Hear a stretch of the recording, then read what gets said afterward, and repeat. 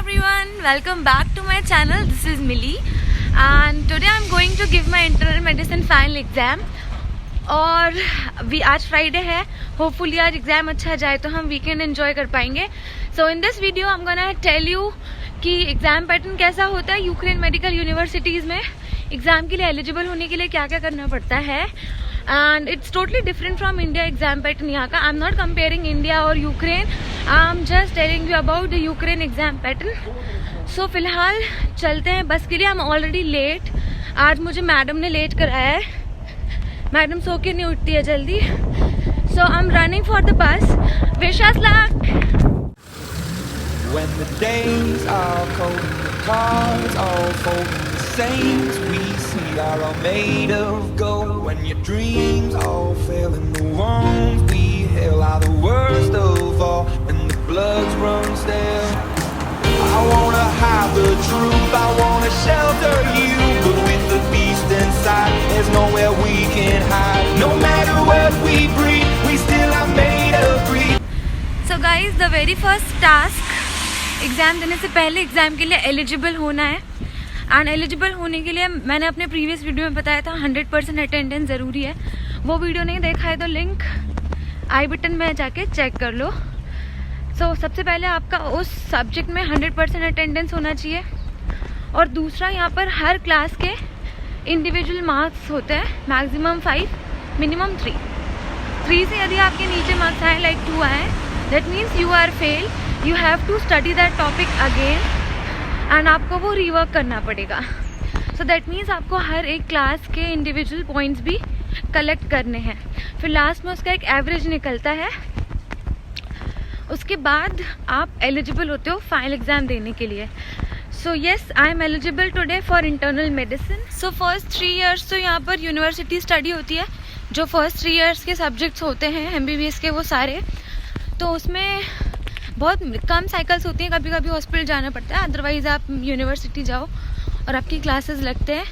उसमें कंट्रोल्स होते हैं क्लास के पॉइंट्स के साथ साथ. फॉर एग्जांपल एनाटमी में यहाँ पर एक पार्ट नहीं उठाते, पहले सारी बॉडी के बोन्स पढ़ा देते हैं, फिर बोन्स का कंट्रोल होता है.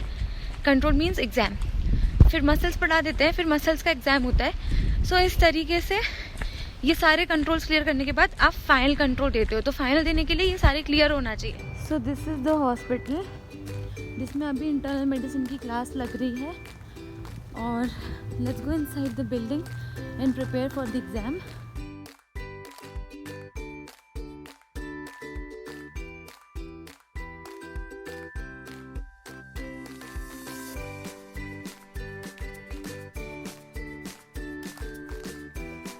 कुकर जैसे सर की बच जाए ना सीटी, तब तक मार रट्टा मार, ओ पटक पटक के सर गिरा दे, नॉलेज की दी.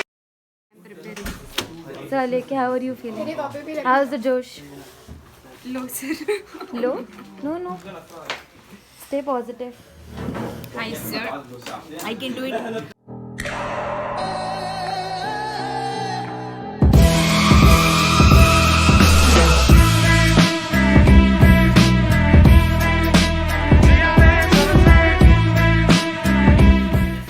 गाइस, मेरा एग्ज़ाम हो गया है. मुझे 4 मार्क्स आए out of 5 and I am very happy. और मैं सबसे पहले चली गई थी. एक्चुअली उन्होंने हमें क्वेश्चन पेपर दिया एंड दे गिव अस थोड़ा सा टाइम कि आप मेमोराइज करके जितना लिख सकते हो लिख लो. उसके बाद we have to give viva. तो मैंने कुछ लिखा ही नहीं, मैं खाली पेपर लेके अंदर चली गई. जब पूछना है तो लिखना क्यों. एंड लकीली टिकट मेरा इजी था. 3 क्वेश्चन थे और एक क्लिनिकल केस था. क्लिनिकल केस अमाइलोइडोसिस था. 3 क्वेश्चन में रूमेटॉइड आर्थराइटिस, सिलिक डिसीज एंड पल्मोनरी फेलियर था. सो काफ़ी अच्छा हुआ exam. I am super satisfied with my performance. So guys, मेरा एग्ज़ाम हो गया. मैं बाहर वेट कर रही हूँ अपनी फ्रेंड का एंड अपनी बहन का. They are waiting still. और मैं बता रही थी about the exams. So 4th year से आपकी क्लिनिकल साइकिल्स होती है एंड जो क्लिनिकल साइकिल्स होती हैं उसके लिए आपको हॉस्पिटल्स जाना पड़ता है, डिपार्टमेंट जाना पड़ता है. सो गाइस, 3rd ईयर तक तो वैसे फाइनल एग्ज़ाम होता है कि सेमेस्टर एंड में फाइनल एग्ज़ाम होगा आपका पूरे सब्जेक्ट का. But from 4th year onwards clinical rotations होते हैं, क्लिनिकल साइकिल्स होते हैं हॉस्पिटल में. तो हर साइकिल के एंड में उसका फाइनल एग्ज़ाम हो जाता है.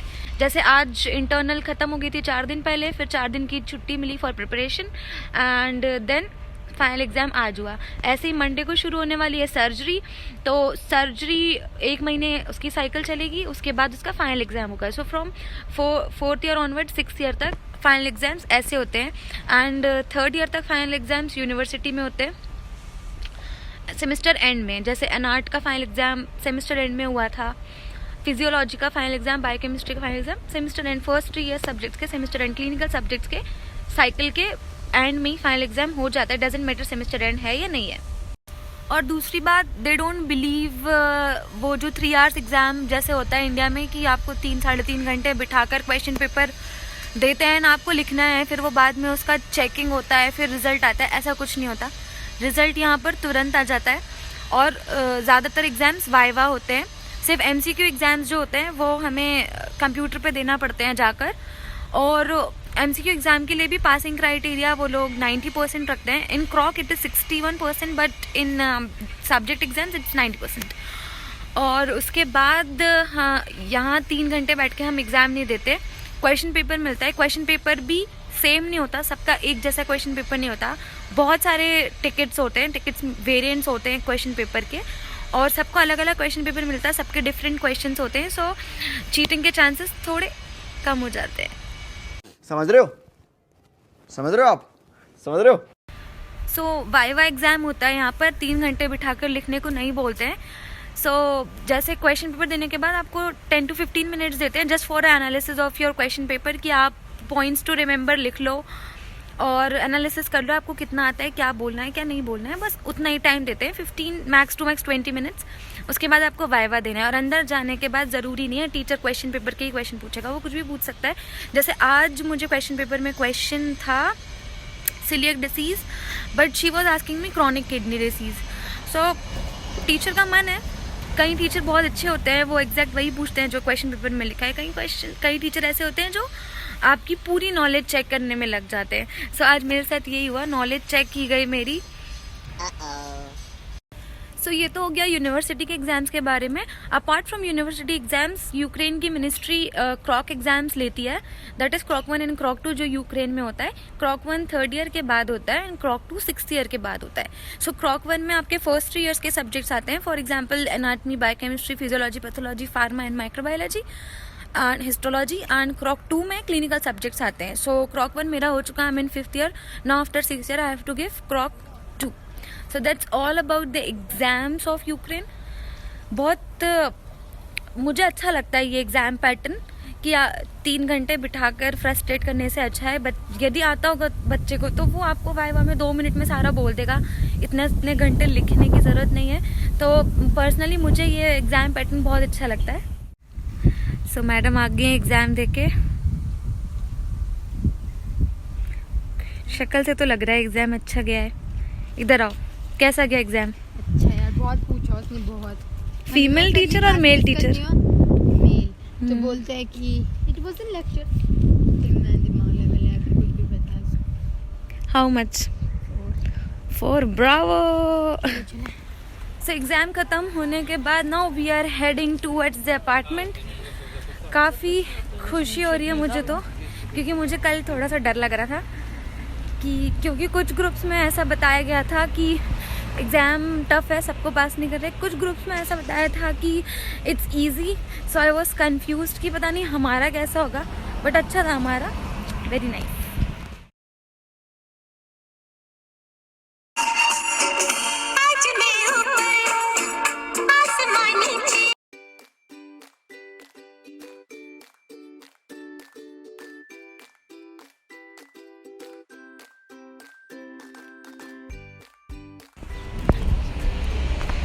So guys, thank you so much for watching this vlog पसंद आया है, वीडियो पसंद आया है तो वीडियो को लाइक कर दो, शेयर कर दो और कमेंट करो, और चैनल कर दो सब्सक्राइब। फिलहाल के लिए bye bye and take care. भाई इस नींद का कोई कंपैरिजन नहीं है जो फाइनल एग्जाम देने के बाद आती है। मैडम को बस में ही नींद आ गई है।